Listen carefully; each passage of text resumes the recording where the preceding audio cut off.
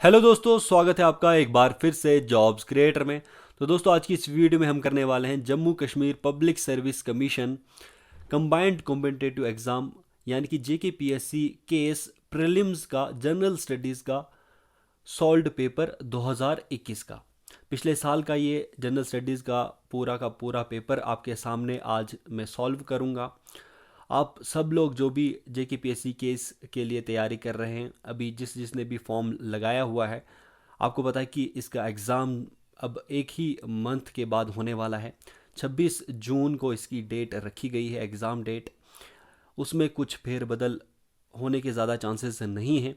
तो आपके पास सिर्फ एक महीना है और आपने तैयारी तो पूरी कर ही ली होगी। पिछले एक साल से जो भी पढ़ रहे होंगे जेकेपीएससी केस के लिए, उनकी तैयारी अभी बहुत ज़्यादा हो चुकी होगी। अभी आपको क्या करना है, आपको अपनी तैयारी को चेक करने के लिए आपको एग्ज़ाम पैटर्न और पेपर सॉल्व करने पड़ेंगे। तो इसलिए जो है 2021 का जो पूरा का पूरा जेकेपीएससी केएस का जीएस का सॉल्व्ड पेपर है वो आपके सामने मैं लेकर आ चुका हूँ। तो आप सब लोग अंत तक मेरे साथ बने रहेंगे। तो चलिए स्टार्ट करते हैं हम हमारे पहले क्वेश्चन के साथ। तो दोस्तों, जैसे कि आपको पता है कि ये जो पेपर रहता है इसमें 100 क्वेश्चंस होते हैं। हर एक क्वेश्चन 2 मार्क्स का रहता है, मैक्सिमम मार्क्स 200 होते हैं और टाइम जो अलाउड होता है वो होता है 2 आवर्स का। और यहाँ पे नेगेटिव मार्किंग भी रहती है 1/3। हर एक रॉन्ग के लिए 1/3 मार्क यानी 0.66 मार्क आपका रिड्यूस किया जाता है। तो चलिए पूरा पेपर हम देख लेते हैं। क्वेश्चन नंबर 1 से स्टार्ट करते हैं। दोस्तों, क्वेश्चन नंबर 1 जो आपको पूछा गया था, सीरीज ए का ये पूरा पेपर है। क्वेश्चन नंबर 1 में आपको पूछा गया था कि यूनियन कैबिनेट जिसके जिसके चेयरमैन प्राइम मिनिस्टर हैं, उन्होंने जम्मू कश्मीर पंचायती राज एक्ट को अप्रूव कब किया था। इसकी अडॉप्शन कब हुई थी, इसको अप्रूव कब किया गया था यूनियन कैबिनेट द्वारा। तो यहाँ पर आपके पास डेट्स इस प्रकार से थी: 21 अक्टूबर 2019, 21 अगस्त 2020, 5 अगस्त 2020 या फिर 21 अक्टूबर 2020। तो दोस्तों, इसका सही आंसर है हमारे पास डी ऑप्शन, 21 अक्टूबर 2020। इस पंचायती राज एक्ट के आने के बाद सभी जो 3 टायर्स की जो गवर्नमेंट रहती है वो जे में भी अप्लाई हो गई थी, जिसमें स्टेट गवर्नमेंट, सेंट्रल गवर्नमेंट और पंचायती राज गवर्नमेंट हो गई थी। इसके बाद डीडीसी इलेक्शंस भी हुए थे। तो ये आप डेट याद रखेंगे। 21 अक्टूबर 2020 को पंचायती राज एक्ट जम्मू कश्मीर में अडॉप्ट हुआ था। ये अप्रूव किया था प्राइम मिनिस्टर ने अंडर जो कि चेयरमैनशिप में था under union cabinet. Question number 2 की तरफ चलते हैं। दोस्तों, क्वेश्चन नंबर 2 में आपको पूछा गया था, according to the UNICEF, UNICEF यानी कि United Nations International Children's Fund, first child focused climate risk index, the children's climate risk index CCRI, which of the following countries is at the lowest rank in South Asia. तो यहाँ पर बताया गया है कि UNICEF द्वारा अपना पहला जो child focused climate risk index दिया गया था, जो कि था चिल्ड्रंस क्लाइमेट रिस्क इंडेक्स। ये पहली बार यूनिसेफ ने ये लाया था। चिल्ड्रंस पे पूरी तरीके से फोकस किया गया था यहाँ पर, और चिल्ड्रंस जो थे क्लाइमेट से कितने सेंसिटिव है वो इस इंडेक्स में बताया गया था। अब इस इंडेक्स के हिसाब से इनमें से आपको बताना है कि कौन सी कंट्री जो थी सबसे कम रैंक पे थी, सबसे लोएस्ट रैंक पे थी साउथ एशिया में। तो दोस्तों, यहाँ पर ऑप्शंस थे इंडिया, अफगानिस्तान, श्रीलंका और पाकिस्तान। सही आंसर था दोस्तों इसका पाकिस्तान। पाकिस्तान का रैंक जो है ओवरऑल वर्ल्ड में 14 था, पर यहाँ पर इंडिया में साउथ एशिया में इसका रैंक जो था वो है जो सबसे लोवेस्ट रैंक है इसका। ठीक है, तो यहाँ पर इसका सही आंसर है डी ऑप्शन, पाकिस्तान। इसी के साथ क्वेश्चन नंबर 3 आपकी स्क्रीन के ऊपर आ चुका है। यहाँ पर आपको क्या पूछा गया था, यहाँ पर आपको पूछा गया था कि ये जो कुछ बेंच जो जजेस का आपको दिया गया है नीचे ऑप्शंस में, उनमें से आपको बताना था कि इनमें से कौन से बेंच ऑफ जजेस ने सुप्रीम कोर्ट की तरफ से यहाँ पर इन्होंने क्या किया था, मीडिया की फ्रीडम के ऊपर अपहेल्ड किया था। उसको किसके लिए अपहेल्ड किया था, ताकि वो रिपोर्ट ना कर सकें कोर्ट की हियरिंग्स को। अपहेल्ड किया था कोर्ट की हियरिंग्स को, वहाँ पर मीडिया की फ्रीडम नहीं है। ये किस बेंच ऑफ जजेस ने ये आर्डर निकाला था सुप्रीम कोर्ट द्वारा? In the case of election commission of India versus mister Vijay Bhaskar. Election commission of India और मिस्टर विजय भास्कर के केस में ये केस चल रहा था, उसके बेसिस पे इन्होंने, ये बेंच ने ये जो है अपना ओपिनियन दिया था। तो ये किसने दिया था ये आपको बताना है। तो चार ऑप्शन इस प्रकार से आपके पास दिए गए थे, इसमें से जो सही आंसर था तीसरे क्वेश्चन का वो था justice D Y Chandrachud and mister Shah, MR Shah. D option इसका सही आंसर था। दोस्तों question number 4, how many Indian students will be sponsored each year under the quad fellowship to pursue masters and doctoral degrees at leading STEM in graduate in universities in the United States. तो यहाँ पर आपको पूछा गया था, जो quad है, quad एक ग्रुप है, इसमें ऑस्ट्रेलिया, इंडिया, जापान और US आता है। तो इसमें आपको बताया गया था कि कितने इंडियन स्टूडेंट्स को स्पॉन्सरशिप मिलेगी हर साल क्वाड फेलोशिप के तहत मास्टर्स और डॉक्टरल डिग्रीज़ के लिए एट लीडिंग साइंस, टेक्नोलॉजी और इंजीनियरिंग और मैथमेटिक्स के ग्रेजुएट्स के लिए in the universities of United states. कितने स्टूडेंट्स को फेलोशिप दी जाएगी, क्वाड फेलोशिप, 100, 200, 50 और 25। तो इसमें से जो इसका सही आंसर था वो था 25। डी ऑप्शन इसका सही आंसर था। इसके बाद आपको पूछा गया था what is the theme of world brain day 2021। World brain day 2021 की थीम क्या थी। तो दोस्तों वर्ल्ड ब्रेन डे 2021 की थीम थी स्टॉप मल्टीपल सेक्लेरोसिस, स्टॉप मल्टीपल सेक्लेरोसिस। अभी जो इसके रिलेटेड क्वेश्चन आपको 2022 का भी पूछ सकते हैं कि 2022 का क्या था। तो 2022 की जो थीम थी इस बार की वो थी brain health for all, brain health for all. Question number 6 की तरफ चलते हैं दोस्तों। यहाँ पर क्या पूछा गया था, what is the sacred portal by the government of India for. ये जो सेक्रेड पोर्टल है, SACRED, sacred portal government of India ने जो लाया था वो किसके लिए था। To legitimize religious workers job status, to promote tourism based on religious activities, to provide jobs to senior citizens, या फिर to encourage students towards social work। तो इसमें आपको बताना है। तो ये जो सेक्रेड पोर्टल था इसका मतलब था सीनियर एबल सिटीजन्स फॉर री employment in dignity, SACRED, senior able citizens for री एम्प्लॉयमेंट इन डिग्निटी। ये किसने निकाला था, ये मिनिस्टरशिप के अंडर आया था, मिनिस्ट्री ऑफ सोशल जस्टिस और एम्पावरमेंट की तरफ से ये सेक्रेड पोर्टल खोला गया था। किसके लिए खोला गया था, to provide jobs to senior citizens. C option इसका सही आंसर है। क्वेश्चन नंबर 7 की तरफ चलते हैं। Who has coined the term BRICS, an association of 5 emerging in national economies. तो BRICS, Brazil, Russia, India, China, South Africa, ये BRICS की टर्म किसने कॉइन की थी। तो ब्रिक्स की टर्म कॉइन की थी जिम ओ नाइल ने, जिम ओ नाइल ने।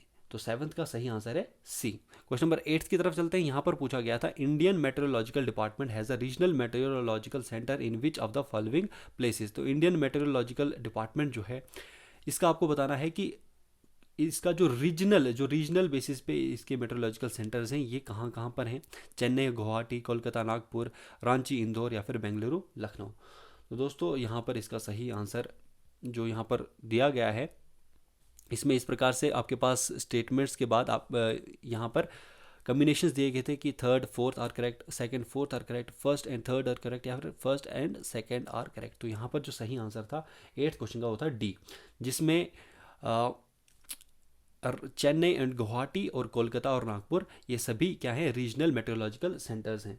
इसके अलावा भी मुंबई, कोलकाता, नागपुर ये सब सेंटर्स भी रीजनल सेंटर्स हैं। और जो इंडियन मेट्रोलॉजिकल डिपार्टमेंट है इसका जो हेडक्वार्टर है वो है दिल्ली में। तो सही आंसर है इसका D option, 1st and 2nd are correct. Question number 9 में आपको पूछा गया था which one of the following does not come under the Jal Jeevan mission urban. इसमें से कौन सा जल जीवन मिशन अर्बन ये जो स्कीम है इसके अंडर नहीं आता है। Rejuvenation of water bodies as well as 20% of supply of reused water, ये तो आता है। क्रिएशन ऑफ ग्रीन स्पेसिस की क्रिएशन ये भी जल जीवन मिशन अर्बन के अंडर आता है। 2.64 crore sewer connections in the 500 cities ये भी इसके अंडर आता है। Free water supply to all household, तो यहाँ पर ये वाला जो लास्ट ऑप्शन है ये वाला इसके अंडर नहीं आता है जल जीवन मिशन अर्बन के अंडर। क्वेश्चन नंबर 10 में पूछा गया था Shyamala Gopinath committee relates to, Shyamala Gopinath committee किसके साथ रिलेट करती है। तो इसका सही आंसर था स्मॉल जो फाइनेंस बैंक्स होते हैं, स्मॉल फाइनेंस बैंक्स उनके साथ डील करता है, ये रिलेट करती है Shyamala Gopinath committee. Question number 11 की तरफ चलते हैं। यहाँ पर क्या पूछा गया था which country has pass the Holocaust property bill. Holocaust property bill किस कंट्री ने पास की थी।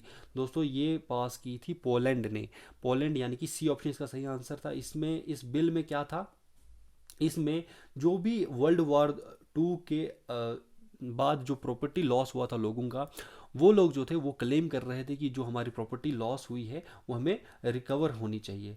तो ये जो हॉलोकॉस्ट प्रॉपर्टी बिल आया था, इसके तहत जो था, जो भी रिकवरी थी, जो लॉस हुई थी प्रॉपर्टी वर्ल्ड वॉर टू के बाद, उसके ऊपर लिमिटेशंस लगा दी गई थी। उसके जो क्लेम्स आ रहे थे उसके ऊपर लिमिटेशंस लगा दी गई थी इस बिल के तहत। तो यहाँ पर ये कहाँ पर आया था ये बिल? ये आया था पोलैंड में। क्वेश्चन नंबर 12 की तरफ चलते हैं। यहाँ पर आपको पूछा गया है megapode sanctuary was in the news recently, where is it located? Megapode sanctuary जो कि भी न्यूज़ में थी, ये कहाँ पर है? तो दोस्तों ये मेगापोड सेंचुरी है अंडमान एंड निकोबार आइलैंड्स में। ए ऑप्शन इसका सही आंसर है। Who is the author for the book my life in full work family and our future? तो my life in full work family and our future का author कौन है, ये आपको बताना है। तो दोस्तों इसका सही आंसर है इंदिरा नोई। इंदिरा नोई यानी कि बी ऑप्शन इसका सही आंसर है। क्वेश्चन नंबर 14 में पूछा गया है FIFA world cup man 2022 will be held in. FIFA world cup 2022 का मेंस का ये कहाँ पे होना था? तो ये होना था कतर में। कटर में होना था। ए ऑप्शन इसका सही आंसर है। क्वेश्चन नंबर 15 की तरफ चलते हैं। यहाँ पर दोस्तों क्या पूछा गया था आपको? इंडिया का रैंक पूछा गया था in global hunger index 2020। Global hunger index 2020 में इंडिया का क्या रैंक था वो आपको बताना था। तो दोस्तों ग्लोबल हंगर इंडेक्स जो 2020 का था उसमें क्या रैंक था इंडिया का? उसमें रैंक था 94th रैंक था इंडिया का। अगर हम देखें 2021 में इंडिया का रैंक क्या था, तो 2021 में ग्लोबल हंगर इंडेक्स में इंडिया का रैंक था 101 out of 116 countries. Question number 16 की तरफ चलते हैं। यहाँ पर क्या पूछा गया था दोस्तों आपको? Who mobilise the villagers of pargana Baraut in Uttar Pradesh to join the 1857 revolt? तो किसने प्रमोट किया था, मोबिलाइज किया था परगना बरौत, जो कि उत्तर प्रदेश का एक विलेज था? यहाँ के विलेजर्स को किसने प्रमोट किया था, मोबिलाइज किया था, उत्सुक किया था ज्वाइन करने के लिए 1857 का रिवोल्ट? गोनो, शाहमल, पेशवा बाजीराव या फिर नाना साहब? तो सही आंसर है इसका 16 का बी ऑप्शन। तो सही आंसर है शाहमल। क्वेश्चन नंबर 17 की तरफ चलते हैं दोस्तों। यहाँ पर क्या पूछा गया है दोस्तों? यहाँ पर पूछा गया है जय सिंह एंड जसवंत सिंह। जय सिंह और Jaswant Singh were presented the title Mirza Raja by which Mughal empire? Jai Singh और जसवंत सिंह को मिर्जा राजा का टाइटल किस मुगल एम्पायर ने दिया था? तो ये दिया था इनको औरंगजेब ने। सी ऑप्शन इसका सही आंसर है। Who designed the famous bazaar of Chandni Chowk for Shah Jahan new capital? किसने डिज़ाइन किया था फेमस जो बाजार था चांदनी चौक का शाहजहां के नए कैपिटल के लिए, जो कि था शाहजहानाबाद दिल्ली का? उसका जो चांदनी चौक का फेमस बाज़ार था वो किसने डिज़ाइन किया था? गुलबदन बेगम, रोशन आरा, जहान आरा या फिर नूर जहां? तो सही आंसर था 18th का वो था सी ऑप्शन जहान आरा। सी ऑप्शन इसका सही आंसर था। क्वेश्चन नंबर 19 की तरफ चलते हैं। What is name of material with which the Harappan seal is made of? तो यहाँ पर आपको बताना है कि उस मटेरियल को बताना है जिससे जो हड़प्पन सील जो थी वो बनी थी। हड़प्पन सिविलाइजेशन की जो सील थी वो बनी थी। तो कौन सा यहाँ पर मटेरियल यूज़ होता था? तो दोस्तों यहाँ पर जो मटेरियल यूज़ होता था वो यूज़ होता था स्टीटाइट। स्टीटाइट क्या है? स्टीटाइट एक सॉफ्ट स्टोन होता था, उसके ऊपर सील लगाई जाती थी, यानी कि इंप्रेशन लगाया जाता था हड़प्पा सिविलाइजेशन का। हड़प्पन सील जो था स्टीटाइट का बना होता था। उसके बाद क्वेश्चन नंबर 20 की तरफ चलते हैं। यहाँ पर क्या पूछा गया था? Name the commander of Ahom army who defeated the Mughal army at the battle of Sarai Ghat in 1671 on the bank of Brahmaputra river. तो यहाँ पर बताया गया है, पूछा गया है आपको कि बैटल ऑफ सराय घाट जो 1671 में हुआ था, इसका जो कमांडर ये किसके बीच में हुआ था? ये हुआ था अहोम आर्मी के बीच में और मुगल आर्मी के बीच में हुआ था। तो आपको बताना है कि जो अहोम आर्मी है उसका कमांडर कौन था उस वक्त? राजा राम सिंह, सुहंग मुंग, तिरोत सिंह या फिर लाचित बोरफुकान? तो सही आंसर है इसका लाचित बोरफुकान। ये उस टाइम पे कमांडर थे अहोम आर्मी के, जिन्होंने बाद में मुगल आर्मी को डिफीट किया था बैटल ऑफ सराय घाट में 1671 में, जो कि हुआ था on the bank of Brahmaputra river. तो ये एक नेवल बैटल था जो मुगल्स थे और अहोम किंगडम थी उसके बीच में। क्वेश्चन नंबर 21 की तरफ चलते हैं। यहाँ पर क्या पूछा गया है? In which place the did the Gadkari uprising of 1844 take place? Gadkari uprising 1844 की कहाँ पर हुई थी? कोल्हापुर में, पुणे में, अहमदनगर में या फिर नासिक में? तो गडकरी अपराइजिंग 1844 की ये कहाँ पे हुई थी? ये हुई थी कोल्हापुर में। कोल्हापुर ए ऑप्शन इसका सही आंसर है, कोल्हापुर है महाराष्ट्र में। गडकरीज जो थे ये क्या थे? हेरिडिटरी, जो ये एक सर्वेंट्स माने जाते थे मराठास के, तो इन्होंने ये अपराइजिंग की थी 1844 की गडकरी अपराइजिंग यहाँ से कोल्हापुर से हुई थी। क्वेश्चन नंबर 22 की तरफ चलते हैं। Muslim League was founded in 1906 at? Muslim League जो कि 1906 में सलीमुल्लाह ने फाउंड की थी, 1906 में, ये कहाँ पर फाउंड की थी? लाहौर, कराची, अलीगढ़ या फिर ढाका? तो सही आंसर है इसका ढाका, DACCA। अभी जो है ये ढाका के नाम से जाना जाता है, जो कि बांग्लादेश की कैपिटल है। क्वेश्चन नंबर 23 की तरफ चलते हैं। यहाँ पर पूछा गया है विच of the following Chola Kings assume the title Gangai codon? इनमें से कौन से चोला किंग को टाइटल दिया गया था गंगाई कोडान का? गंगाई कोडान का टाइटल किसको दिया गया था, किस चोला किंग को दिया गया था? तो 23 का सही आंसर है Rajendra Chola one. C option इसका सही आंसर है, Rajendra Chola one. Question number 24 में आपको पूछा गया था the vernacular press act of 1878 adopted by lord Lytton was intended to? जो वर्निकुलर प्रेस एक्ट आया था 1878 का, लॉर्ड लिटन ने जो लाया था, वो किस उसकी इंटेंशन क्या थी, उसको लाने की इंटेंशन क्या थी? तो इसका आंसर है वर्निकुलर जो न्यूज़पेपर्स थे, वर्निकुलर न्यूज़पेपर यानी कि लोकल लैंग्वेजेस में जो भी न्यूज़पेपर्स थे उनके ऊपर उनको रिस्ट्रेन कर दिया गया था। इसका मेन मकसद ये था रिस्ट्रेन करना वर्निकुलर न्यूज़पेपर्स को, जो लोकल लैंग्वेजेस के न्यूज़पेपर्स हैं उनको बैन करने का काम इसने किया था, वर्निकुलर प्रेस एक्ट ऑफ 1878 ने। फिर उसके बाद 25 क्वेश्चन में पूछा गया है वेटी रेफर्स टू? वेटी क्या है? वेटी क्या है?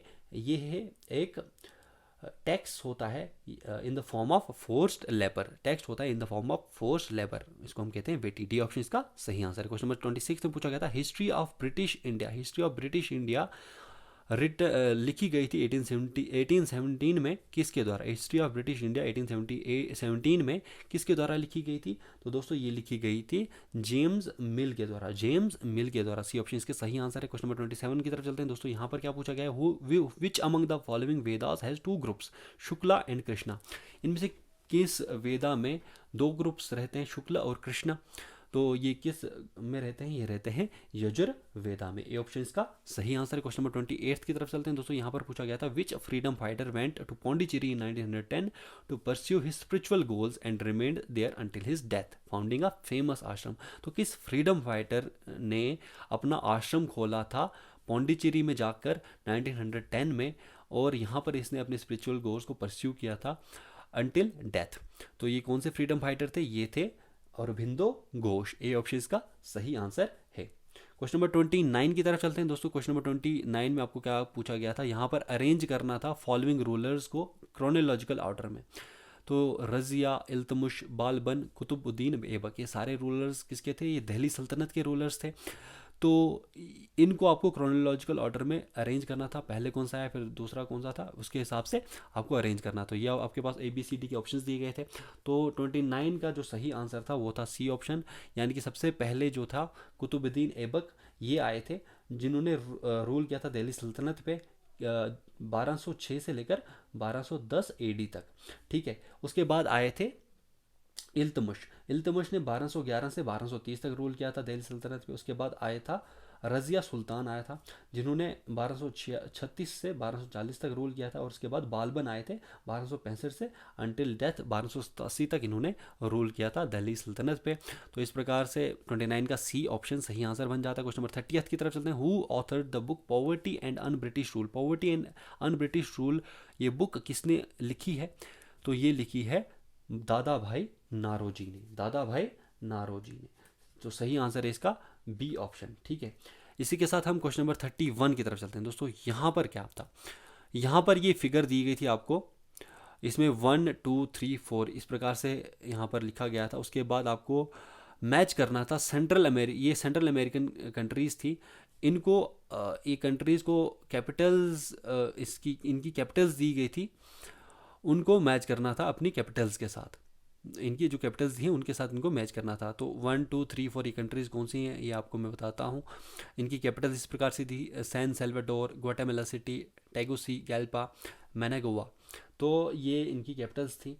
तो यहाँ पर जो सही आंसर जो यहाँ पर था वो इसका था 31 का, वो था पहला ये ऑप्शन जो है BCDA।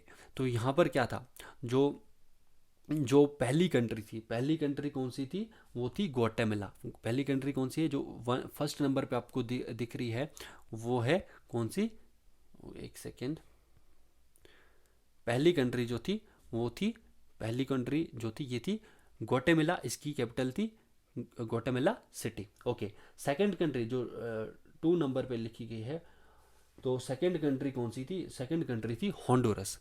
जो सेकंड नंबर पे लिखी गई ये है होंडुरस। होंडुरस की जो कैपिटल है वो थी टैगुसिगैल्पा। ओके, थर्ड नंबर पे जो थी वो थी निकारागुआ। निकारागुआ, इसकी कैपिटल क्या है, मैनागुआ। निकारागुआ की कैपिटल क्या है, वो है मैनागुआ। उसके बाद फोर्थ नंबर पे ये वाला जो था, फोर्थ नंबर पे ये थी country L Salvador. L Salvador जिसकी कैपिटल थी सैन सैल्वाडोर। ओके, इस प्रकार से था। तो इसका सही आंसर था, इसका सही आंसर था A option. Okay, question number 32 की तरफ चलते हैं। यहाँ पर consider the following sentence, in sentences को आपको कंसिडर करना था। उसके बाद आपको विच बताना था कि विच ऑफ द अबाउ स्टेटमेंट या स्टेटमेंट्स आर नॉट करेक्ट, इनमें से कौन सा स्टेटमेंट करेक्ट नहीं है ये आपको बताना था। तो पहला स्टेटमेंट क्या था, पहला स्टेटमेंट है तो 32nd क्वेश्चन का, वो है rubber production begin in the region of Travancore and Malabar. ये बता रहा है कि रबर की जो प्रोडक्शन स्टार्ट हुई थी कहाँ से हुई थी, त्रावणकोर और मालाबार रीजन से हुई थी। बिल्कुल ये सही स्टेटमेंट है, ये केरला रीजन से रबर प्रोडक्शन सबसे पहले शुरू हुई थी त्रावणकोर और मालाबार से। सेकंड जो स्टेटमेंट दिया गया है यहाँ पर दिया गया था 8% of the world production of rubber is contributed by India. 8% जो वर्ल्ड की रबर प्रोडक्शन है वो इंडिया कंट्रीब्यूट करता है। ये वाला स्टेटमेंट गलत था क्योंकि ओनली 5.3% कंट्रीब्यूट करता है रबर प्रोडक्शन में इंडिया। तो पहला सही था और दूसरा, पहला सही था और दूसरा गलत था। तो इसका सही आंसर था क्वेश्चन नंबर 32 का, वो था बी, क्योंकि आपको बताना था कि कौन सा करेक्ट नहीं है। तो सेकंड करेक्ट नहीं है। क्वेश्चन नंबर 33 की तरफ चलते हैं। व्हाट इज बायोचार, बायोचार क्या है। तो दोस्तों बायोचार एक फॉर्म है चारकोल की जो प्रोड्यूस की जाती है ऑर्गेनिक मैटर को हीट करके। तो सी ऑप्शन इसका सही आंसर था बायोचार का। क्वेश्चन नंबर 34 की तरफ चलते हैं। यहाँ पर क्या पूछा गया था, which of the following is true about Kashmir. तो कश्मीर के बारे में कुछ फैक्ट्स, 3 स्टेटमेंट्स दिए गए थे, उसके बेसिस पे आपको बताना था कि इनमें से कौन सा सही है कश्मीर के बारे में। तो वेजिटेशन और climate can be broadly categorised into subtropical, temperate और अल्पाइन जोन्स, ये सही था। More than 50% of plant species used in British pharmacopoeia और reported to grow in Jammu and Kashmir. 50% plant species British pharmacopoeia से के रिपोर्ट किए गए थे कि वो ग्रो किए गए थे जम्मू कश्मीर में। और फिर recorded forest area 20,240 square kilometre था। तो इसमें जो तीनों ऑप्शन थे ये सही थे। तो इस वजह से इस क्वेश्चन को बाद में डिलीट कर दिया गया था क्योंकि इनके ऑप्शंस जो थे करेक्ट ऑप्शंस ये नहीं थे। तो इस क्वेश्चन को बाद में आंसर की में डिलीट कर दिया गया था। क्वेश्चन नंबर 35 में क्या पूछा गया था, यहाँ पर पूछा गया था आपको बाइगा, बाइगा ट्राइब जो है, बाइगा ट्राइब के बारे में आपको ये स्टेटमेंट्स दी गई थी। इसके बारे में आपको बताना थी इनमें से कौन सा बाइगा ट्राइब के बारे में सही है। तो यहाँ पर पहला था बाइगा मीन्स सॉर्सरर्स। तो बाइगा मीन्स सॉर्सरर्स, तो ये बिल्कुल सही था। सॉर्सरर्स क्या होते हैं, बाइगा का मतलब क्या होता है, सॉर्सरर्स, सॉर्सरर्स का मतलब होता है जो जादूगर होते हैं। तो इस ट्राइब को माना जाता था कि ये इसमें जादूगर हैं ज़्यादातर। तो इस वजह से जो है बाइगा ट्राइब इसका नाम पड़ गया था। तो बाइगा का मतलब था सॉर्सरर्स यानी कि जादूगर। फिर सेकंड जो ऑप्शन है यहाँ पर क्या दिया गया है, सेकंड में दिया गया था traditionally they lived semi nomadic life and practice slash and burn agriculture. ये सेमी नोमैडिक लाइफ जीते हैं और स्लैश और बर्न एग्रीकल्चर प्रैक्टिस करते हैं। बिल्कुल ये भी सही था। उसके बाद they have in depth knowledge of folk crop production, folk crop production का इनका इन डेप्थ नॉलेज है, ये गलत था स्टेटमेंट। और tattoo is an integral part of Baiga tradition, tattoo इनका इंटेग्रल पार्ट था बाइगा ट्रेडिशन का। बिल्कुल सही। तो यहाँ पर जो करेक्ट ऑप्शन था वो है ए ऑप्शन 35 का, जिसमें पहला, दूसरा और चौथा स्टेटमेंट बिल्कुल सही था। क्वेश्चन नंबर 36 की तरफ चलते हैं। यहाँ पर भी आपको कंसिडर करना था फॉलोइंग सेंटेंसेस को। उसके बाद आपको बताना था इनमें इन सेंटेंस में से कौन सा सही नहीं है। तो पहला ऑप्शन यहाँ पर जो पहला जो सेंटेंस था वो क्या दिया गया था, वो दिया गया था। India is the second largest producer of fruits and vegetables in the world. India second largest producer है फ्रूट्स और वेजिटेबल्स का, बिल्कुल सही है।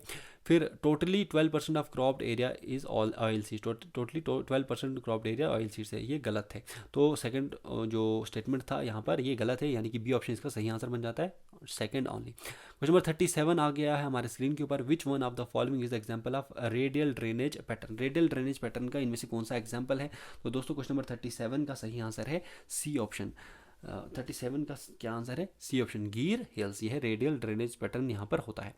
फिर है 38, which among the following state has the highest percentage of canal irrigation used in. इनमें से कौन सी स्टेट में हाइस्ट परसेंटेज कैनाल इरीगेशन की इंडिया में पूरे यूज़ होती है? तो ये होती है इन जम्मू कश्मीर। सबसे ज़्यादा कैनाल्स यहीं पर हैं, कैनाल इरीगेशन यहाँ से की जाती है। क्वेश्चन नंबर 39 में पूछा गया है, consider the following statements about around wetlands. Wetlands के बारे में स्टेटमेंट्स दिए गए हैं, उसके बाद आपको बताना है कि इनमें कौन से स्टेटमेंट्स सही हैं।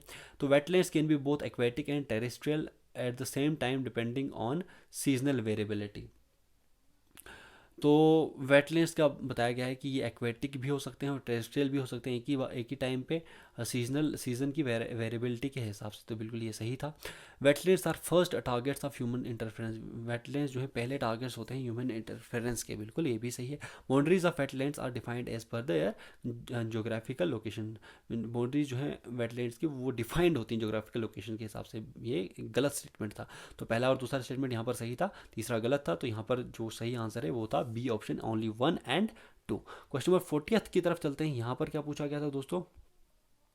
यहाँ पर कंसिडर करना है आपको इन स्टेटमेंट्स को, उसके बाद आपको बताना है कि कौन से स्टेटमेंट्स इनमें से सही हैं। When the earth, the moon and the sun are in straight line, the sun enhances its gravitational pull of the moon, creating a condition of higher tides and low tides known as spring tides. तो यहाँ पर बताया गया था पहले statement कि जब अर्थ, moon और सन स्ट्रेट लाइन में होते हैं तो सन क्या करता है, अपनी ग्रेविटेशनल पुल को एनहेंस करता है मून के ऊपर, जिसकी वजह से क्या होता है, हाई टाइड्स और लो टाइड्स बनती हैं अर्थ के ऊपर, जो ओशंस होते हैं जिनको हम कहते हैं स्प्रिंग टाइड्स। ठीक है, ये बिल्कुल सही स्टेटमेंट था। उसके बाद सेकंड स्टेटमेंट क्या था? When the sun and the moon are at right angles to the earth, the sun partially counteracts the pull of the moon, producing lower high tides and higher low tides typically of a neap tide. तो यहाँ पर बताया गया है कि जब sun moon right angle में होते हैं अर्थ के, तो सन पार्शली काउंट्रैक्ट करता है मून के पुल को, जिसकी वजह से लो हायर टाइड्स बनती हैं, लोअर हाई टाइड्स बनती हैं और हायर लो टाइड्स बनती हैं, जिसको हम कहते हैं नीप टाइड्स। ठीक है, ये भी सही था। उसके बाद तीसरा जो स्टेटमेंट है इसमें बताया गया था, solar eclipse occurs when the sun passes between earth and the moon. Solar eclipse कब होता है? जब सन पास होता है अर्थ और मून से। ये गलत था, क्योंकि सोलर इक्लिप्स कब होता है? जब मून पास होता है अर्थ और सन के बीच में। फिर उसके बाद लूनर इक्लिप्स बताया गया था कि occurs when the earth passes between the sun and moon. जब लूनर इक्लिप्स कब होता है? जब अर्थ पास होती है सन और मून के बीच में से। ये भी गलत था, क्योंकि लूनर इक्लिप्स तब होता है जब अर्थ पास करती है सन और फुल मून के थ्रू, मून के थ्रू नहीं बल्कि फुल मून, तब पूरा मून होना चाहिए, तभी लूनर इक्लिप्स होता है। और ये सिर्फ 6 आवर्स के लिए लास्ट करता है। तो यहाँ पर पहला और दूसरा ऑप्शन यहाँ पर सही थे, तीसरा और चौथा गलत था। तो 40th का सही आंसर था ए ऑप्शन। क्वेश्चन नंबर 41 में पूछा गया था, UAE has sent a space probe mission to the Mars named. UAE ने अभी स्पेस प्रोब मिशन भेजा है मार्स पे, उसका नाम क्या है? तो दोस्तों 41 का सही आंसर है ए ऑप्शन, होप और एल अमाल इन अरेबिक। होप या एल अमाल इसको हम कहते हैं अरेबिक में। तो सही आंसर है A option. Dolomite deposits have been found in. Dolomite deposits कहाँ पर पाए गए हैं?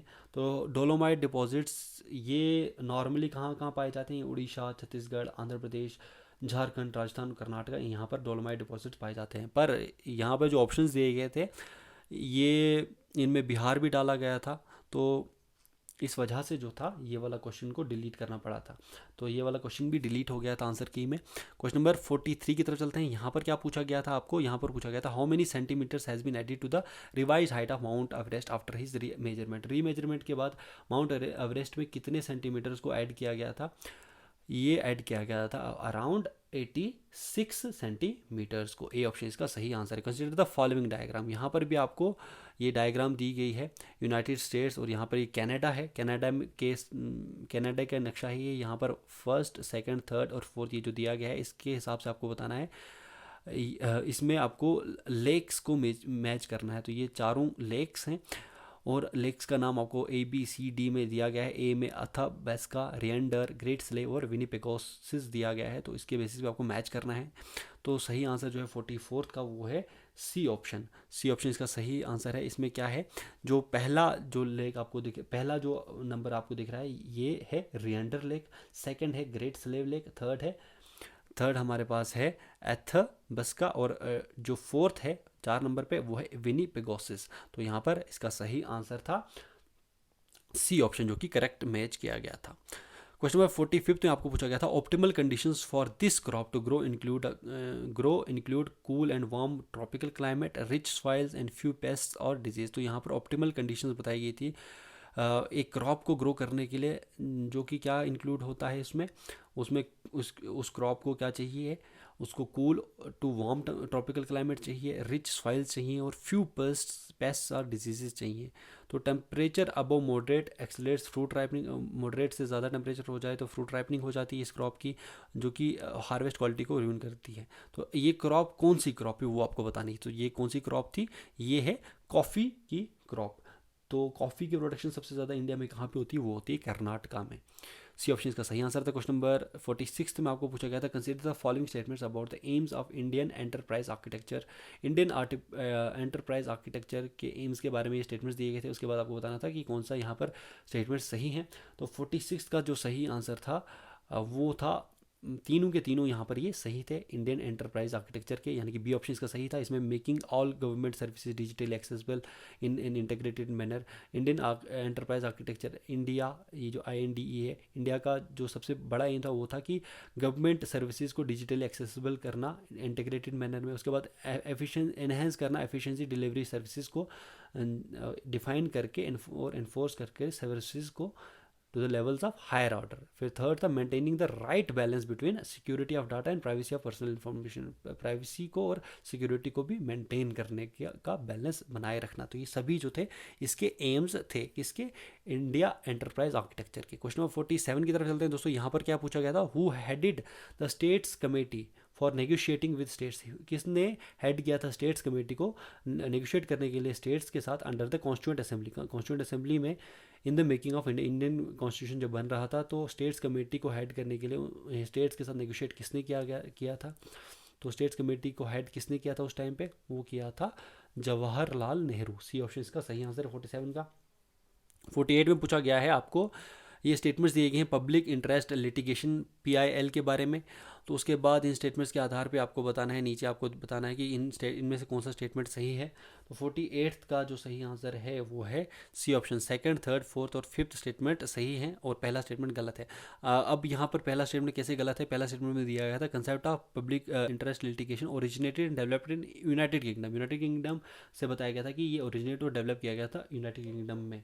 पर ये डेवलप कहाँ पे हुआ था, ओरिजिनेट कहाँ पे हुआ था, ये हुआ था ओरिजिनेट यूनाइटेड स्टेट्स से 1980s, मिड 1980s में ये स्टार्ट हुआ था। फिर उसके बाद justice VR Krishna Iyer and justice PN Bhagwati were the pioneers of the PIL in India. बिल्कुल ये सही था, ये दोनों पायनियर्स थे PIL के इंडिया में। फिर PIL intends to bring justice within the reach of poor masses को जस्टिस देने के लिए PIL को इंटेंड किया गया था। उसके बाद PIL is essentially cooperative effort है। ये कोऑपरेशन के बेसिस पे ये किया जाता है on the part of petitioner. एक पेटिशनर जो होता है जो पेटिशन करता है और to secure observance of the constitutional rights की ऑब्जर्वेंस को सिक्योर करने के लिए। PIL is consider as absolutely necessary, बहुत ही ज़्यादा नेसेसरी, बहुत ही ज़रूरी माना जाता है PIL को for maintaining the rule of law को मेंटेन करने के लिए और मीनिंगफुल रियलाइजेशन करने के लिए फंडामेंटल राइट्स की को रियलाइज करने के लिए इसको लाया गया था। तो यहाँ पर इसका सही आंसर था सी ऑप्शन। क्वेश्चन नंबर 49 में आपको क्या पूछा गया था, यहाँ पर पूछा गया था consider the following statements about the scheduled tribes and other traditional forest developers recognition of forest rights act 2006। तो यहाँ पर स्टेटमेंट्स बताए गए थे किसके आधार पर, शेड्यूल ट्राइब्स और अदर ट्रेडिशनल फॉरेस्ट डेवलपर्स के का जो ये एक्ट आया था recognition of forest rights act 2006 का, उसके बेसिस पे स्टेटमेंट्स दिए गए थे। उसके बेसिस पे आपको बताना है कि इनमें से कौन सा करेक्ट नहीं है, नॉट करेक्ट। तो क्वेश्चन नंबर 49 का सही आंसर था डी ऑप्शन। डी ऑप्शन में पहला वाला जो है ये करेक्ट नहीं था, बाकी सारे करेक्ट हैं। इसमें पहला क्या था, it does not recognise individual rights like rights of self cultivation. ये रिकॉग्नाइज नहीं करता है इंडिविजुअल राइट्स को, जिसकी राइट्स ऑफ सेल्फ कल्टिवेशन है। तो ये भी इसमें क्या है, इसमें इंडिविजुअल राइट्स भी रिकग्नाइज होते हैं। तो ये गलत था, बाकी सारे ये सही हैं।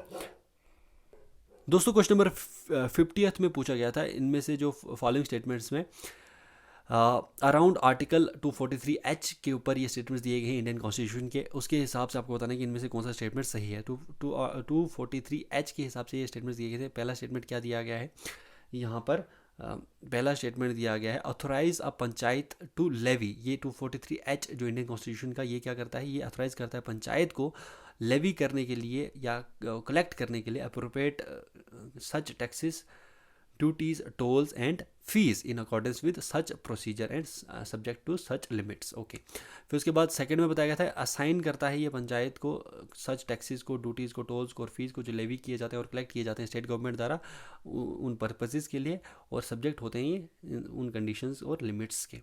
तो पहला और दूसरा दोनों यहाँ पर स्टेटमेंट सही थे। और तीसरा जो स्टेटमेंट यहाँ पर गलत था, provide for making such grants in aid to the panchayati from consolidated fund of centre से।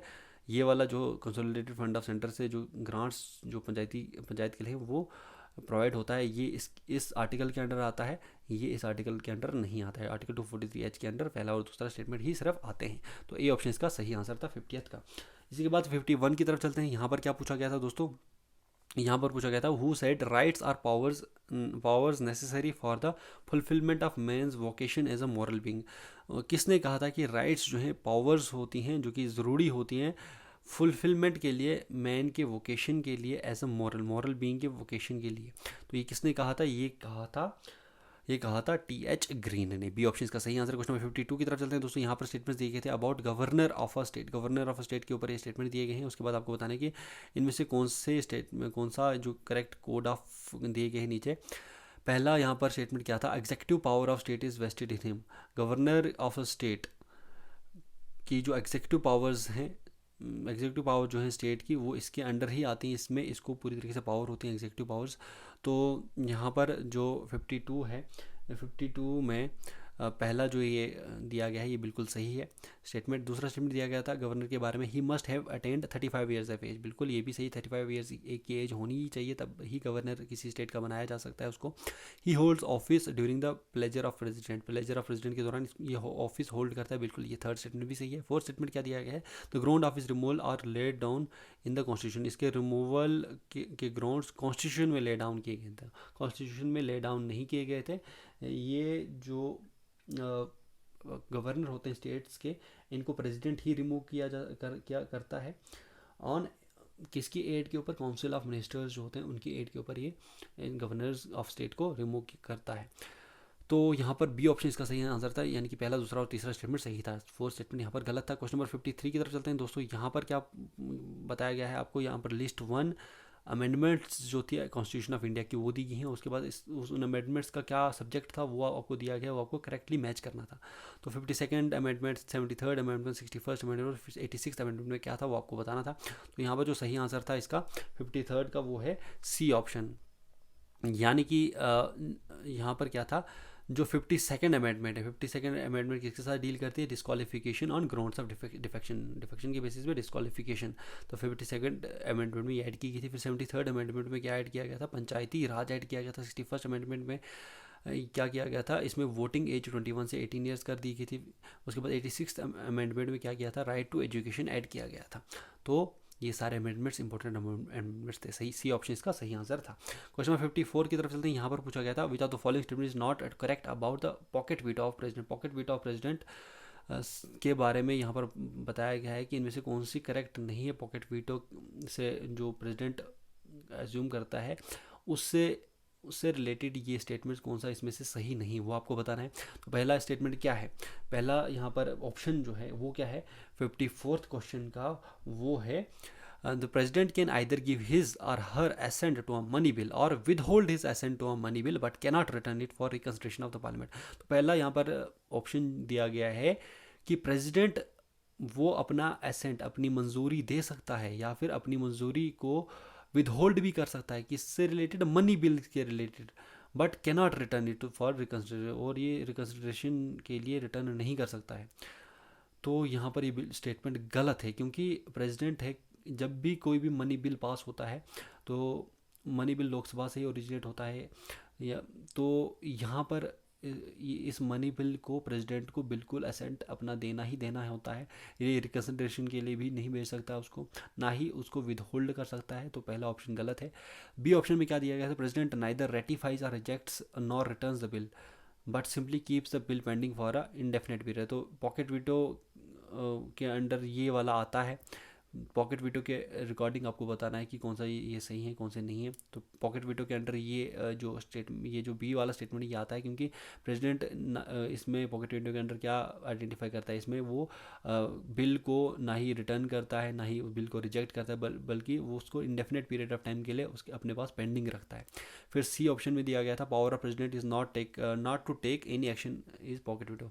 पॉकेट वीटो का मतलब यहाँ पर भी ये है कि कोई भी एक्शन नहीं लेता प्रेसिडेंट। उसके बाद 1986 में प्रेसिडेंट जेल सिंह ने ये जो इंडियन पोस्ट ऑफिस की बिल थी उसके ऊपर ये एक्सरसाइज की थी, ये वाली पॉकेट वीटो। तो ए ऑप्शन इसका गलत था, ये पॉकेट वीटो के बारे में सही नहीं था, बाकी सारा यहाँ पर सही है। Ruth Manorama is an Indian women activist, mention her area of. Ruth Manorama Indian women activist हैं। इनके एरिया ऑफ वर्क क्या है, इनके एरिया ऑफ वर्क है working for Dalit women. A option इसका सही आंसर है। क्वेश्चन नंबर 56 में पूछा गया है, consider the following pairs with respect to legislation against untouchability. Untouchability के रिकॉर्डिंग ये पेयर्स दिए गए हैं। उसके बाद ये ईयर दिया गया है और उसके बाद उसके रिलेटेड फैक्ट दिया गया है। तो उस टाइम पे क्या हुआ है, ये है अगेंस्ट अनटचेबिलिटी के जो लेजिस्लेशन पास हुआ है उसके हिसाब से दिया गया है। तो कौन सा यहाँ पर आपको बताना है कि करेक्टली मैच्ड है। 1923 में क्या हुआ था, 56 का यहाँ पर जो सही आंसर है वो पहला ही ऑप्शन सही है। 1923 में बॉबी प्रेसिडेंसी ने एक्सेलरेट किया था इंक्लूजन ऑफ अनटचेबल चिल्ड्रंस को एजुकेशनल इंस्टीट्यूशन में। उसके बाद 1925 में मद्रास के लेजिस्लेटिव काउंसिल ने बिल इंट्रोड्यूस किया था कि वो ओपन रोड पब्लिक रोड्स में और वेल्स को सभी पर्सनस को यहाँ पर दिया जाएगा।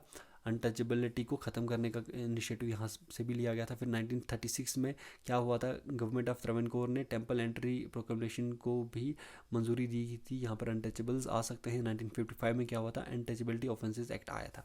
तो ये पहला ही ऑप्शन सही है, A option A1 B2 C3 D4। तो क्वेश्चन नंबर 57 की तरफ चलते हैं। यहाँ पर भी आपको क्या करना था, यहाँ पर मैच करना है फॉलोइंग को। यहाँ पर ए में सेटियोरी, हैबियस कॉर्पस, प्रोहिबिशन और मैंडेमस, इनका क्या मीनिंग है वो आपको आगे दिया गया था 1 2 3 4 में। तो उसके हिसाब से आपको मैच करना था। तो 57 का जो सही आंसर था वो है डी ऑप्शन। यहाँ पर क्या था, जो सेटियोरी थी, सेटियोरी का मतलब होता है क्या, high court orders the lower court to transfer a pending matter to higher authority को। इसमें सेटियोरी में क्या करता है कि हाई कोर्ट ऑर्डर करता है लोअर कोर्ट को ताकि वो अपने पेंडिंग मैटर को हायर अथॉरिटी कोर्ट में ऑर्डर कर सके। फिर हैबियस कॉर्पस का क्या था, हैबियस कॉर्पस का मतलब है जब भी कोई अरेस्टेड पर्सन है उसको प्रेजेंट किया जाना चाहिए before district magistrate with in 24 hours के अंदर ही। फिर उसका प्रोहिबिशन का यहाँ पर मीनिंग था, हायर कोर्ट जो है वो ऑर्डर कर सकता है लोअर कोर्ट को ताकि वो ट्रांसफ़र कर सके अपने केस को, अगर लोअर कोर्ट ओवरराइड कर रहा है अपनी जो जुरिस्डिक्शन एरिया है उसको। उसके बाद मंडमस का मतलब क्या है यहाँ पे, ये वो है जब issued when a government official infringes rights of an individual by not doing legal duty। जब कोई भी गवर्नमेंट ऑफिशियल इन्फ्रिंज करता है इंडिविजुअल के राइट्स को अपनी लीगल ड्यूटी को नहीं निभाते हुए। तो यहाँ पर डी ऑप्शन इसका सही आंसर था। इस प्रकार से आपको मैच करना था यहाँ पर। अब क्वेश्चन नंबर 58 की तरफ चलते हैं। Which Indian president one unopposed, कौन से इंडियन प्रेसिडेंट बिल्कुल अनअपोज जीते थे, तो ये जीती थी एन संजीवा रेड्डी, बिल्कुल अनअपोज यहाँ पर ये प्रेसिडेंट इलेक्शंस जीती थी। 58 का बी ऑप्शन सही आंसर है। इसी के साथ हम चलते हैं क्वेश्चन नंबर 59 की तरफ। क्वेश्चन नंबर 59 में क्या पूछा गया है आपको दोस्तों, क्वेश्चन नंबर 59 में आपको पूछा गया the parliament exercise control over administration through the executive with. Parliament अपना कंट्रोल एक्सरसाइज करती है एडमिनिस्ट्रेशन के ऊपर एग्जीक्यूटिव के ज़रिए, विद किसके ज़रिए। तो 59 का यहाँ पर ऑल ऑफ द अबव सही आंसर था। इसमें जनरल कंट्रोल जो एक पहला ऑप्शन है over the policies and actions of the government through questions, discussion, motion, resolution के थ्रू अपना कंट्रोल एक्सरसाइज करती है। फिर फाइनेंशियल कंट्रोल होता है बजट और ऑडिट के थ्रू। फिर डिटेल कंट्रोल होता है फाइनेंशियल, एडमिनिस्ट्रेशन और लेजिस्लेटिव मैटर्स के थ्रू कमेटीज़ के द्वारा। तो ये सारे ऑप्शन सही थे। फिर उसके बाद क्वेश्चन नंबर 60 में क्या पूछा गया था, नरेश चंद्र कमेटी 2002 की अपॉइंट की गई थी ताकि क्या किया जाए। नरेश चंद्र कमेटी 2002 की किस लिए अप्रूव की गई थी, ये अप्रूव की थी ताकि एग्जामिन किया जाए कॉर्पोरेट गवर्नेंस इशूज़ को, कॉर्पोरेट गवर्नेंस इशू यानी कि सी ऑप्शन इसका सही आंसर था। क्वेश्चन नंबर 61 में क्या पूछा गया था दोस्तों, यहाँ पर पूछा गया था Rangarajan panel submitted its report. Rangarajan panel जो था, इन्होंने अपनी रिपोर्ट सबमिट की थी पॉवर्टी एस्टिमेट्स के ऊपर in January 2014। Major changes were observe in estimation, major changes observe किए गए थे एस्टिमेशन में। ये इनमें से कौन से फैक्टर्स थे इस मेजर चेंजेस के लिए? तो पहला यहाँ पर स्टेटमेंट दिया गया था minimum calorie requirement for urban and rural areas, तो ये भी था। फिर उसके बाद behavioural determination of non food expenses, तो ये भी एक फैक्टर था। फूड एक्सपेंसेस जो थे जो कि इंक्लूड करते हैं फूड और प्रोटीन को, वो भी था। फिर उसके बाद पर कैपिटा एक्सपेंडिचर जो था अर्बन और रूरल एरिया का, वो सेपरेटली लाया गया था। तो ये चारों के चारों स्टेटमेंट्स यहाँ पर, ये चारों के चारों फैक्टर इसके लिए रिस्पॉन्सिबल थे। तो 61 का सही आंसर था D, all of the above. Question number 62 में यहाँ पर क्या पूछा गया था आपको, which of the following is related to environmental degradation, इनमें से कौन सा एनवायरमेंटल डिग्रेडेशन से रिलेटेड है? तो पहला यहाँ पर दिया गया था एक्सट्रैक्शन इन कैरिंग कैपेसिटी में एक्सट्रैक्शन।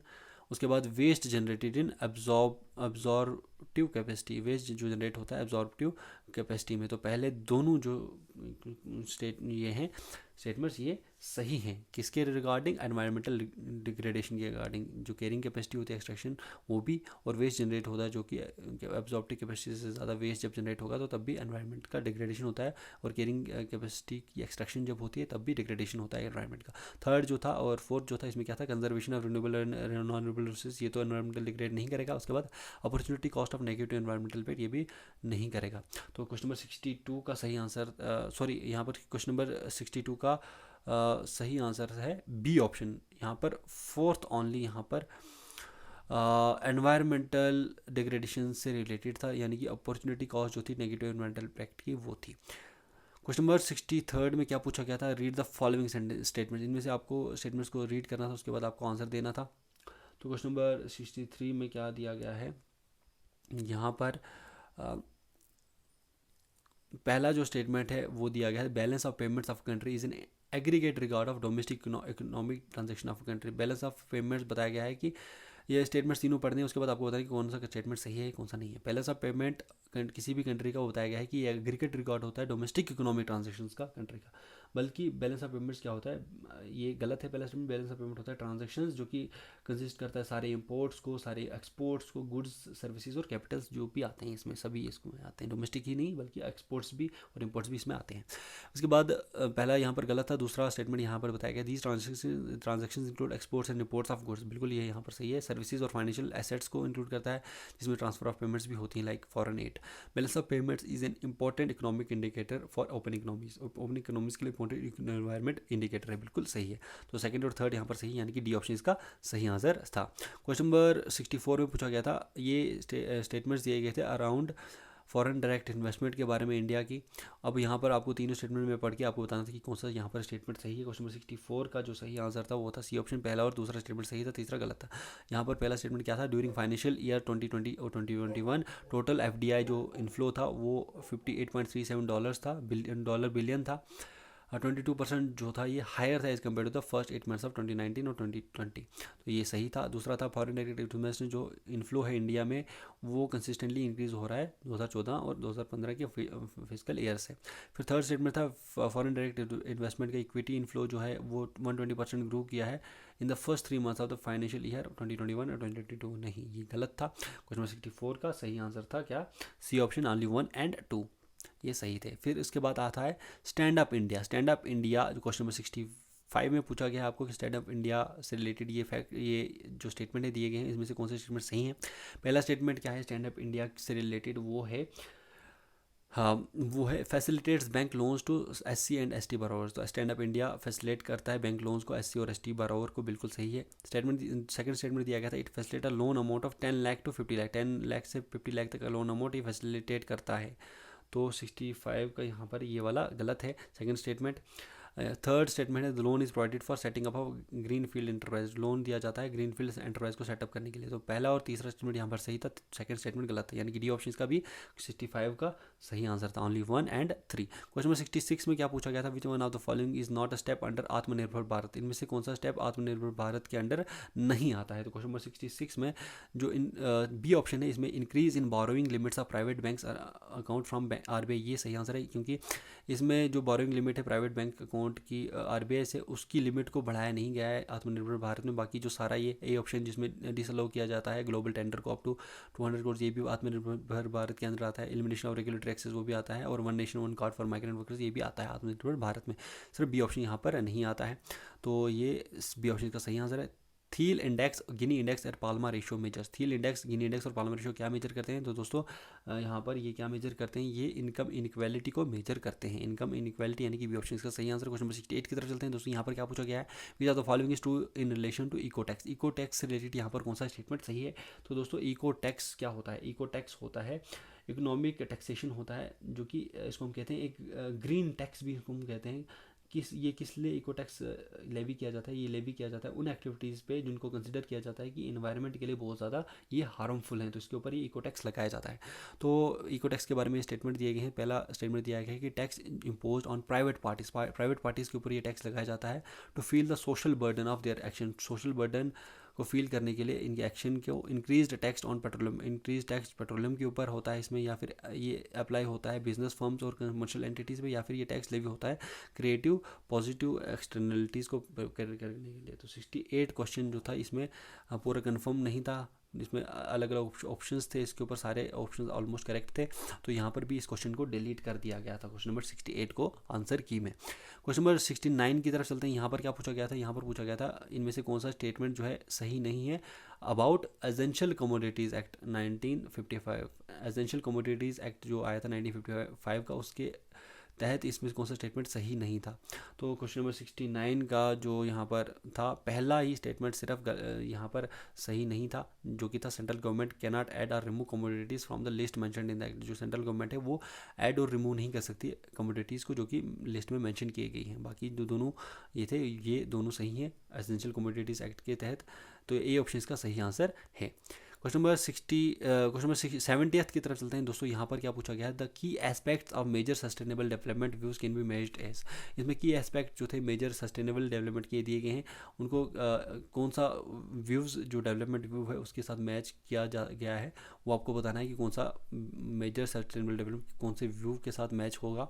तो इस प्रकार से ऑप्शंस आपको दिए गए हैं। तो यहाँ पर 70 का जो सही आंसर था वो था ए ऑप्शन, यानी कि इकोनॉमिक डेवलपमेंट कॉन्फ्लिक्ट जो था विद एनवायरनमेंट प्रोटेक्शन, ये था सिस्टमिक व्यू। फिर उसके बाद economic growth catalyse environmental growth, economic growth catalyse करती है एनवायरमेंट ग्रोथ को, ये था एक लिबरल व्यू। उसके बाद स्ट्रक्चरल इक्वालिटीज़ जो होती हैं कंट्रीज़ के बीच में, ये कंट्रीब्यूट करते हैं एनवायरमेंटल डिग्रेडेशन का था, ये क्या कौन सा व्यू था, ये था स्ट्रक्चरल व्यू। सो 70 का ए ऑप्शन का सही आंसर है। क्वेश्चन नंबर 71 की तरफ चलते हैं। यहाँ पर क्या पूछा गया था, 2030 का एजेंडा क्या है सस्टेनेबल डेवलपमेंट के लिए, for sustainable development provides a global blueprint and stimulates action in the following areas. 2030 agenda जो है सस्टेनेबल डेवलपमेंट का, जो कि प्रोवाइड करता है ग्लोबल ब्लूप्रिंट और स्टिमुलेट करता है एक्शन को, किन एरियाज़ में ये स्टिमुलेट करता है अपना एक्शन 2030 का एजेंडा जो है सस्टेनेबल डेवलपमेंट का। तो ये चारों ऑप्शन में जो सही आंसर था वो था people, peace, prosperity, planet and partnership, B option का सही आंसर था। क्वेश्चन नंबर 72 की तरफ चलते हैं। The venture capital assistance scheme aims at providing assistance to agripreneurs in form of venture capital assistance scheme जो थी, ये एम करती है प्रोवाइड करने के लिए असिस्टेंट को एग्रीप्रेन्योर्स को किस फॉर्म में।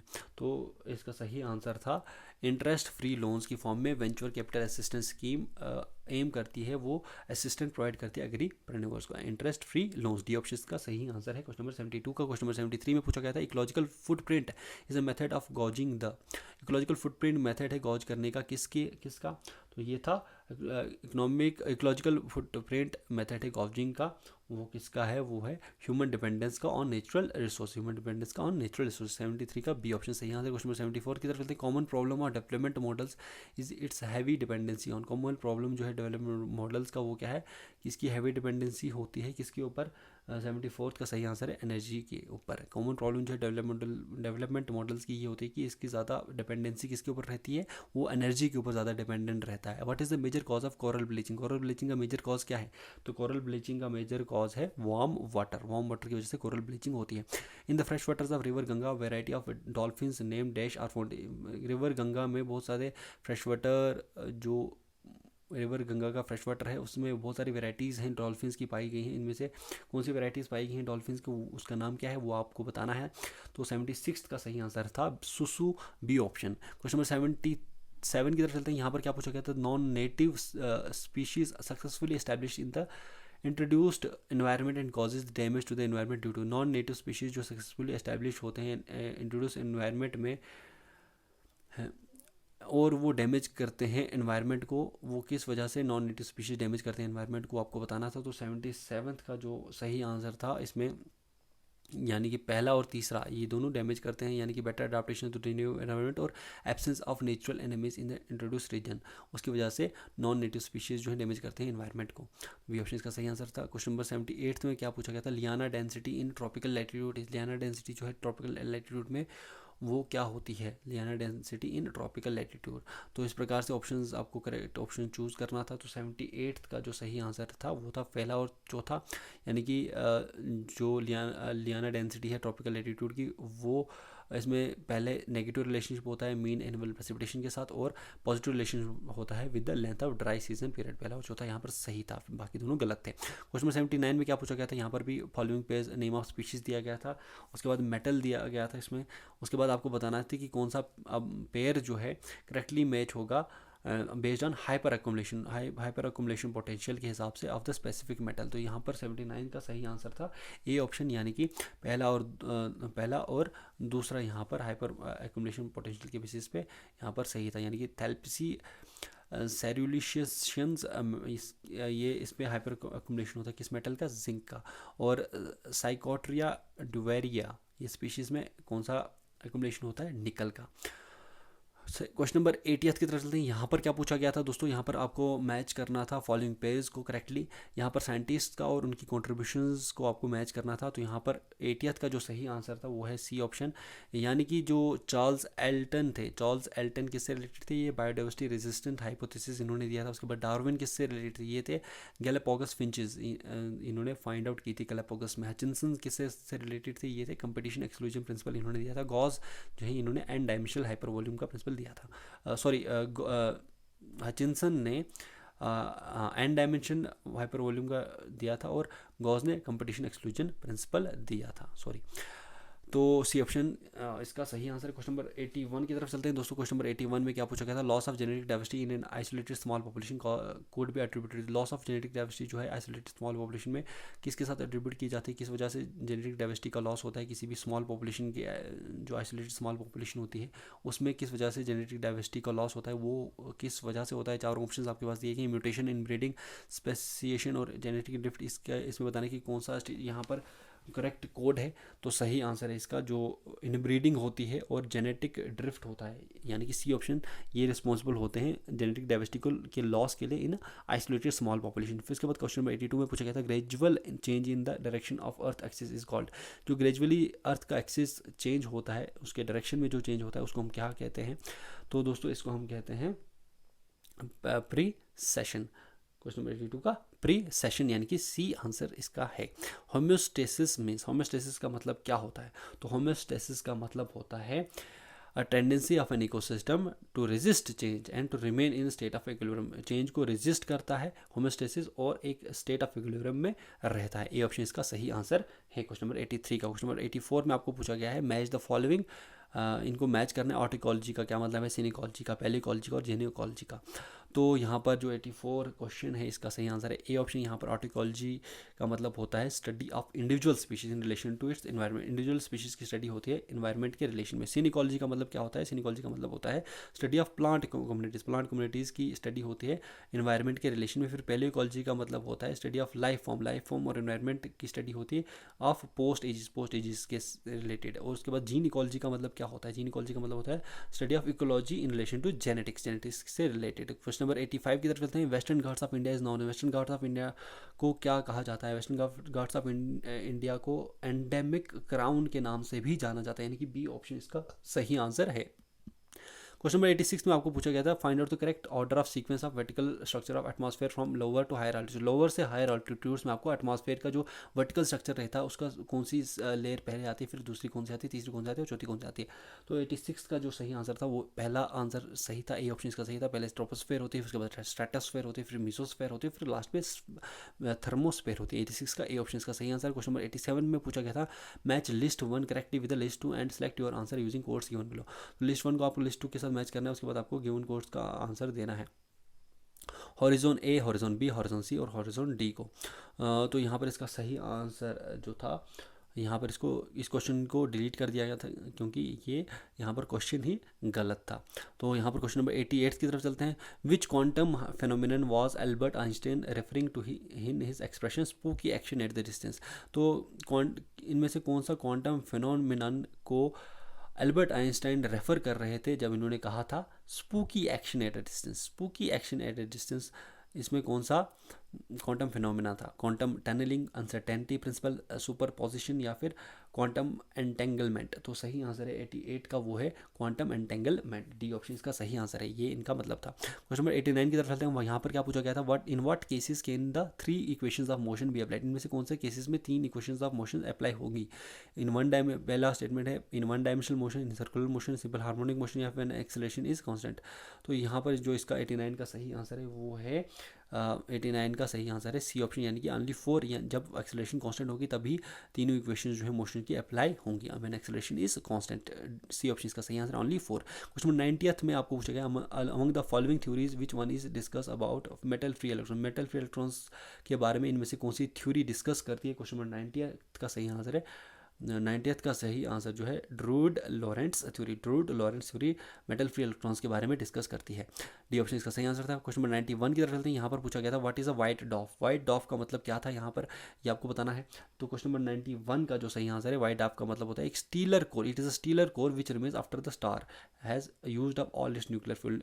जब स्टार अपना सारा का सारा न्यूक्लियर फ्यूल यूज अप करता है, उसके बाद जो स्टीलर जो अंदर कोर रहता है उसको हम कहते हैं वाइट डॉफ, ए ऑप्शन इसका सही आंसर है। उसके बाद क्वेश्चन नंबर 92 में पूछा गया था, on which of the following planets does the sun rise in the west? किस प्लैनेट पे वेस्ट से सन राइज करता है? तो सही आंसर था इसका B option Venus, B option Venus.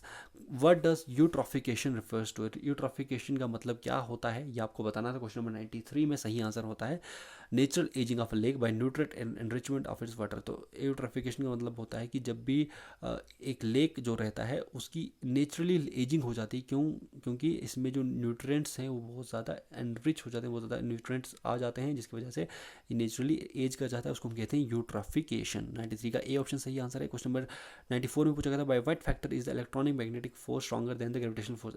किस फैक्टर से इलेक्ट्रॉनिक मैग्नेटिक फोर्स जो है वो ज़्यादा स्ट्रॉन्ग होती है, कितने अमाउंट से, कितने फैक्टर से to than of gravitational force? तो 94 का सही आंसर है डी ऑप्शन, यानी कि 10⁻36 टाइम्स जो है इससे ज़्यादा स्ट्रॉन्गर होती है than that of gravitational force. Question number 95 में पूछा गया था, which of the following is not true about the structure of DNA? DNA के स्ट्रक्चर के बारे में कौन सा इनमें से सही नहीं था? पहला जो स्टेटमेंट दिया गया था कि डीएनए डबल स्ट्रैंडेड हेलिक्स है जिसमें शुगर फॉस्फेट एज बैकबोन होता है, बिल्कुल ये सही था कि डबल स्ट्रैंडेड हेलिक्स होता है और इसमें बीच में शुगर फॉस्फेट का एक बैकबोन होता है जिसके से पूरा डीएनए बना होता है। फिर DNA is always a right handed helix, तो यहाँ पर डीएनए राइट हैंडेड हेलिक्स नहीं होता है, लेफ्ट हैंडेड हेलिक्स होता है। तो बी ऑप्शन इसका गलत, बी ऑप्शन जो है इसका सही आंसर है क्योंकि ये गलत है about DNA. DNA strands run in opposite direction, बिल्कुल सही है, और DNA has a both major and minor growth, ये भी सही है। तो बी ऑप्शन इसका सही आंसर है क्योंकि यहाँ पर डीएनए जो है इसका राइट हैंडेड हेलिक्स नहीं होता है, ये लेफ्ट हैंडेड हेलिक्स होता है, तो यहाँ पर बी ऑप्शन सही है। क्वेश्चन नंबर 96 में पूछा गया था, German silver is an alloy of? German silver किसका अलॉय होता है? तो जर्मन सिल्वर होता है अलॉय कॉपर, जिंक और निकल। कॉपर, जिंक और निकल का अलॉय होता है जर्मन सिल्वर, डी ऑप्शन इसका सही आंसर। क्वेश्चन नंबर 97 में पूछा गया था, the growth in response to touch stimulus is called? Growth जो होता है रिस्पॉन्स के में टच स्टिमुलस के, उसको हम क्या कहते हैं? Growth in response of touch stimulus के बाद जो ग्रोथ होती है उसको हम क्या कहते हैं? तो उसको हम कहते हैं थिग्मोट्रोपिज्म। थिग्मोट्रोपिज्म होता है जब टच के बाद टच सेंसिटिव होता है, उसके बाद ग्रोथ होती है। उसके बाद क्वेश्चन नंबर 98 में पूछा गया है, what field of science is the Bragg's law related हो, किस फील्ड के साथ ब्रैग्स लॉ रिलेटेड था साइंस के। क्वेश्चन नंबर 98 में सही आंसर है solid state physics. Solid state physics के साथ जो ब्रैग्स लॉ है वो रिलेटेड है। 98 का बी ऑप्शन। क्वेश्चन नंबर 99 में पूछा गया है, क्वेश्चन नंबर 99 ये आपके पास स्क्रीन के ऊपर आ चुका है। What is India share of global species diversity, global species diversity में इंडिया का शेयर कितना है, 2%, 4%, 6% या 8%। तो सही आंसर है क्वेश्चन नंबर 99 का वो है D option, 8% global species diversity है इंडिया की टोटल वर्ल्ड की शेयर में से। क्वेश्चन नंबर 100 आपकी स्क्रीन के ऊपर आ चुका है। प्लांट्स जो ग्रो करते हैं वाटर में उनको हम कहते हैं हाइड्रोपोइड्स। अब उन प्लांट्स के बारे में आपको बताना है कि उनका नाम क्या होता है जो कि डेजर्ट में ग्रो करते हैं, तो उनको हम कहते हैं ज़ेरोफाइट्स। 100 का बी ऑप्शन सही आंसर है। तो दोस्तों ये आपके हो गए पूरे के पूरे जो जनरल स्टडीज़ का जो पेपर था 2021 का JKPSC case combined competitive exam 2021 का प्रीलिम्स का जनरल स्टडीज़ का पूरा ये पेपर था 100 क्वेश्चंस का। 100 क्वेश्चंस यानी कि 200 मार्क्स, हर क्वेश्चन 2 मार्क्स का था। तो ये पूरा का पूरा पेपर था। आई होप आपको पेपर जो है अच्छा लगा होगा, पिछला आपको पैटर्न पता चल गया होगा किस प्रकार का पेपर है, आपको नॉलेज मिल गई होगी। तो अभी क्या करना है, आपको चैनल को सब्सक्राइब करना है, वीडियो को लाइक करना है, ज़्यादा से ज़्यादा शेयर करना है। तो फिलहाल अब इस वीडियो में इतना ही, मिलते हैं अब अगली वीडियो में, तब तक के लिए बाय बाय, जय हिंद।